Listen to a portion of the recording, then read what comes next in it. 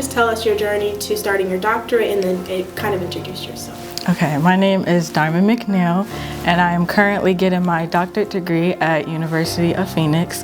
I started with, obviously, graduated from high school and then going to Campbell University to get my bachelor's degree in business administration.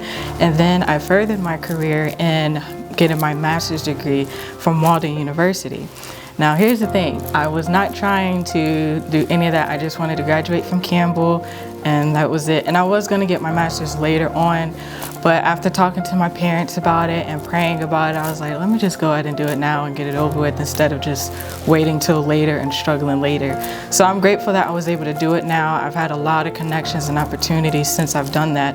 And now I'm currently getting my doctorate degree online. And shockingly, it's a whole lot easier online than getting your undergrad, which is very shocking. It's not as much work as people think.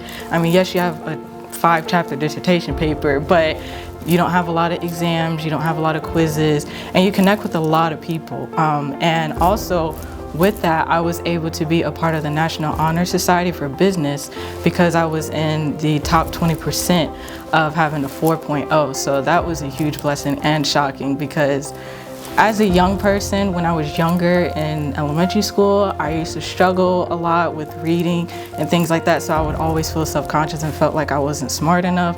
And then, you know, at times I was bullied. People would look at me, oh, she's stuck up, she's pretty, she's not smart, that sort of thing. So that always played with my mind. So to see where I am today, it's like, wow, God, you really did this for me. I really am smart and I can do this. So yeah, I'm grateful for it. Keeping God first is the main priority. Without Him, none of this is possible, and I would not be here today if it wasn't for Him. And definitely consulting my parents.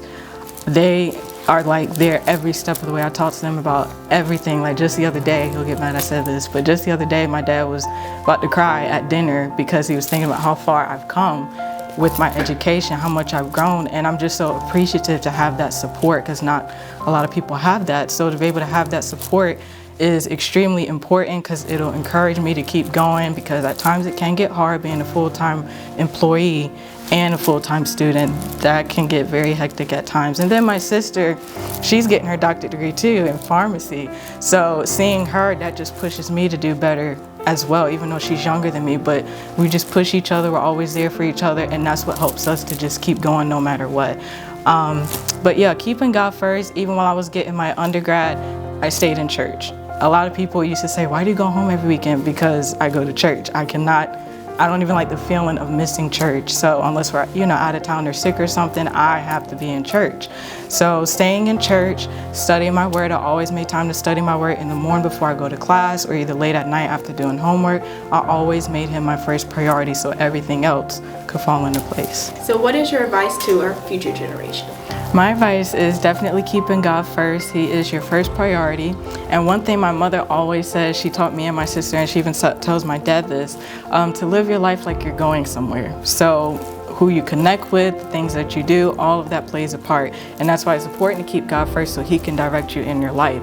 Like I said, studying your word every day, developing your own prayer life. Your parents can pray for you all day, Bishop can pray for you all day, but if you don't have your own prayer life, there's only so much you can do, And also on the educational side, I think it's important, especially for high schoolers and coming up into college, it's important to develop a good relationship with your counselor and advisor and start planning ahead what you want to do with your life, what you want to go to college for and all of that, so you don't wait at the last minute and waste all your time and money.